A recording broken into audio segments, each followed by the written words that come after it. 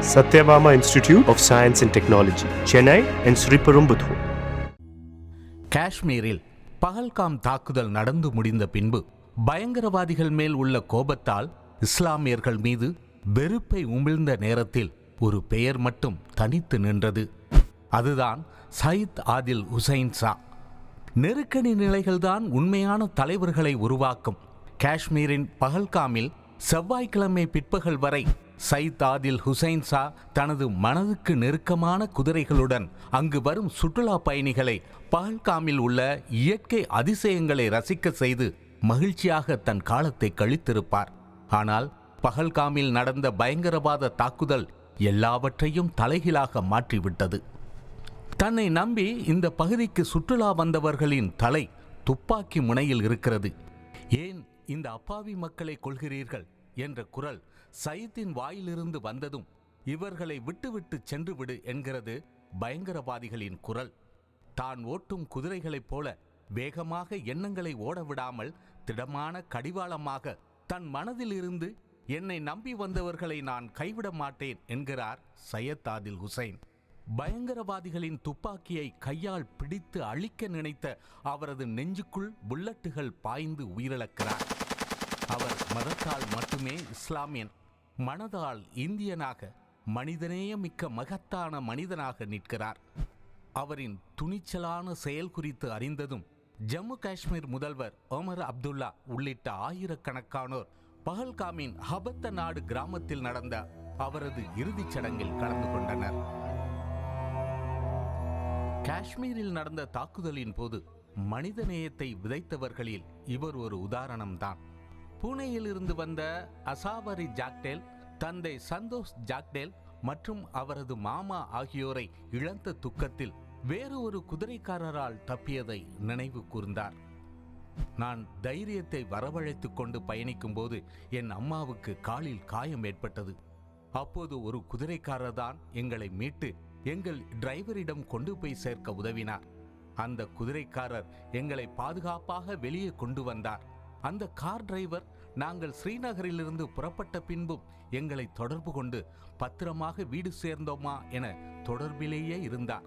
இவர்கள் இருவரும் கடவுளால் அனுப்பப்பட்ட தூதர்கள் என்று கூற மனம் விரும்புவதாக நெகிழ்ச்சியுடன் கூறினார். இந்த கலைபரத்திற்கு பிறகு காஷ்மீரில் ஆட்டோக்களில் இலவசம் என்ற போஸ்டரை ஒட்டி தங்களின் மனிதநேயத்தை வெளிப்படுத்தியிருந்தனர்.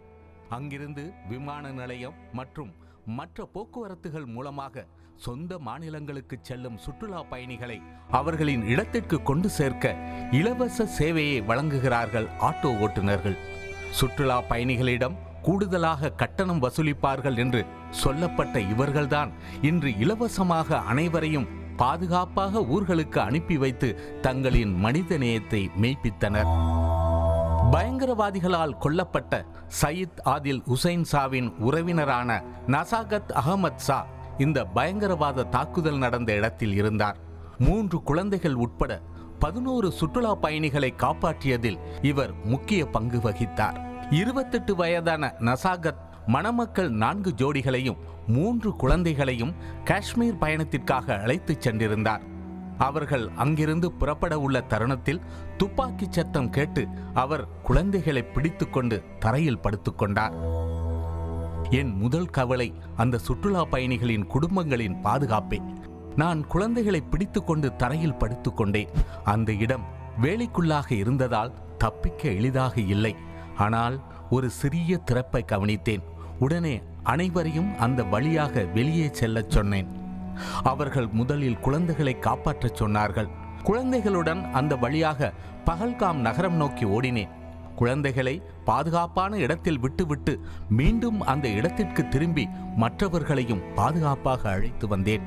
அல்லாவின் கிருபையால் நம் 11 விருந்தினர்களையும் பஹல்காமுக்கு பாதுகாப்பாக அழைத்து வந்தேன் என்கிறார் நசாகத். சுற்றுலா பயணியான அரவிந்த் அகர்வால் தனது சமூக வலைதளத்தில் தனது மகளுடன் நசாகத் எடுத்த புகைப்படங்களை பகிர்ந்தபோது அவர் கூறிய வார்த்தைகள்தான் இந்தியா முழுமைக்குமான செய்தியாக இருக்கிறது. உங்கள் உயிரை ஆபத்துக்கு உட்படுத்தி எங்களை காப்பாற்றினீர்கள். நாங்கள் உங்கள் கடனை ஒருபோதும் அடைக்க முடியாது நசாகத் பாய் என்கிறார் மற்றொரு சுற்றுலா பயணியான குல்தீப். நசாகத் பாய் நீங்கள் என் உயிரையே காப்பாற்றினீர்கள். அதைவிட மேலானது, நீங்கள் மனிதாபிமானத்தையே உயிர்ப்புடன் வைத்திருக்கிறீர்கள். உங்களை வாழ்க்கையில் ஒருபோதும் மறக்க முடியாது என பதிவிட்டிருக்கிறார். இந்த துயர தருணத்தில் மனிதநேயத்தின் முகமாய் அமைந்த இன்னொருவர் சுற்றுலா வழிகாட்டியான சஜாத் அகமத் பட். ஒரு குழந்தையை முதுகில் சுமந்து மலை வழியாக ஓடும் அவருடைய வீடியோக்கள் பரவலாக பகிரப்பட்டன. இது தைரியத்தின் அடையாளம் மட்டுமல்ல, மனிதநேயத்தின் மறு உருவம் என்கிறார்கள். இந்த குதிரைக்காரர்களும் டூரிஸ்ட் கைடுகளும் திரும்ப திரும்ப ஒரு விஷயத்தை சொல்லிக்கொண்டே இருக்கிறார்கள். இந்த தாக்குதல் சுற்றுலா பயணிகள் மீது நிகழாமல் எங்கள் மீது நடந்திருந்தால் நாங்கள் இறந்திருக்கலாம்.